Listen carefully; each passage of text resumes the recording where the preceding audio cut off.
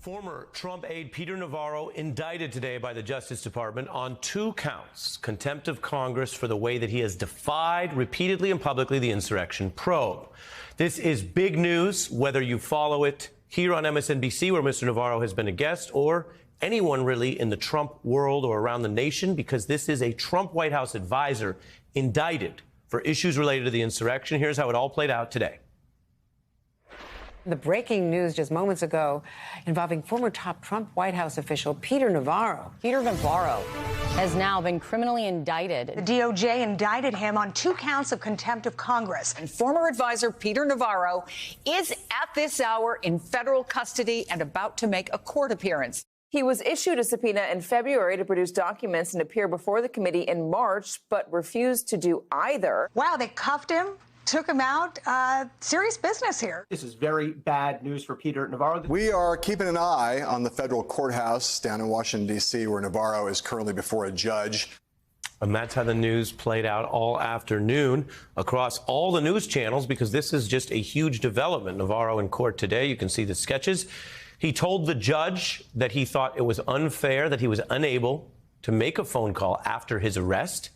He came out to speak to reporters, and he used that appearance. You see him there. This was just within the last couple of hours, to complain about the way that the feds treated him. He was apprehended and arrested at the airport, he said, at the, quote, door of the airplane. He discussed the way he was put in handcuffs and leg irons. That's what happens when you are arrested in this matter, if you defy a lawful subpoena to this degree. We actually have more on that aspect later in the program, but I want to give you all the big news first. The DOJ filed this indictment under seal yesterday. Indeed, that was right before he appeared on the beat last night.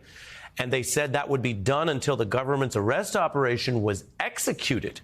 Now, that is the most aggressive way to deal with a potential arrest. And the reasoning was approved by a judge who said that basically Navarro's conduct up until now meant that there was reasonable grounds to suspect that he might flee, tamper with witnesses or evidence, that's a new crime if he did it, or destroy evidence, also separately a new crime. So today, beyond Merrick Garland's Justice Department, you also had a judge view that risk as serious. For comparison, that did not happen to Steve Bannon. That did not happen in every arrest in the Mueller probe.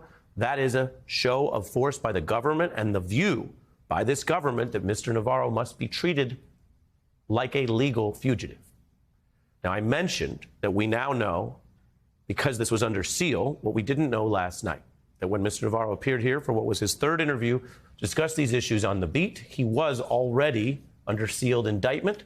He did say, though, at the time that he thought he was in some kind of discussions with the Justice Department. I'm in negotiations, discussions with them about that. As of today, you are discussing with the Justice Department turning over those records? No. What I did was, let me say this very carefully. I have responded to the Justice Department, and there will be ongoing interactions on that to be determined. That was exactly 24 hours ago, this hour last night.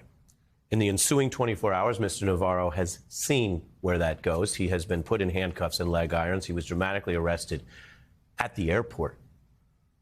Whether or not he understands the gravity that he's facing, whether anything changes in the coming days, only time will tell. He would face up to 2 years in prison if convicted on these counts. He also faces a separate grand jury subpoena for cooperating with that separate probe. We don't know where that leads. But rhetorically, Mr. Navarro talked about the fact that federal prosecutors were involved, that they do send people to jail. And here's what he said about the risk. This is why I'm fighting. So let me respond. Let me respond to you. And that's why he's fighting and prepared to go to jail. We update this chart, which yesterday showed that he had faced a subpoena from the grand jury and contempt like these other 4. But now it is only Mr. Bannon and Mr. Navarro who have both been indicted pursuant to the probe. Those other 2 individuals have not.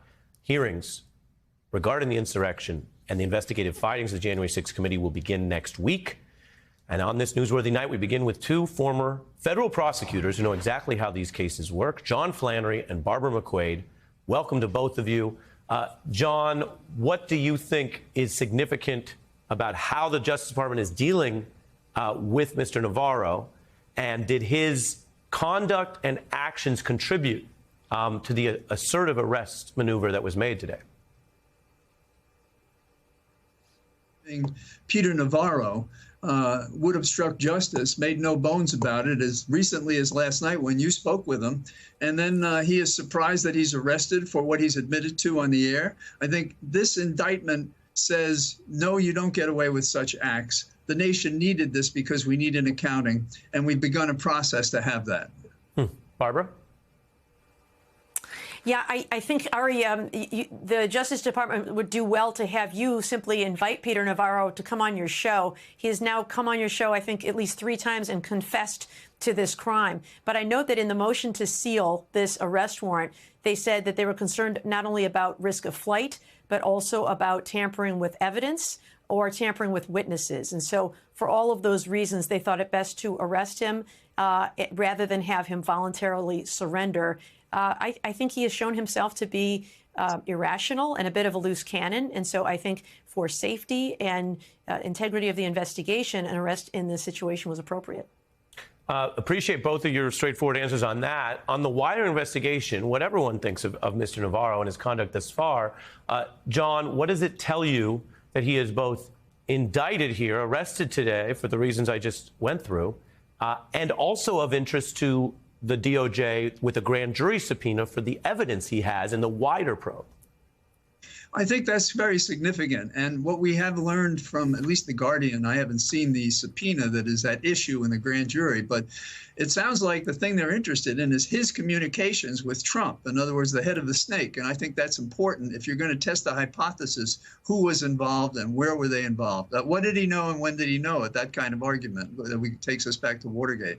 So I think that's significant. And that suggests that if they're asking him this question, they're asking others that question. And that is a tremendous advance if that's what it means.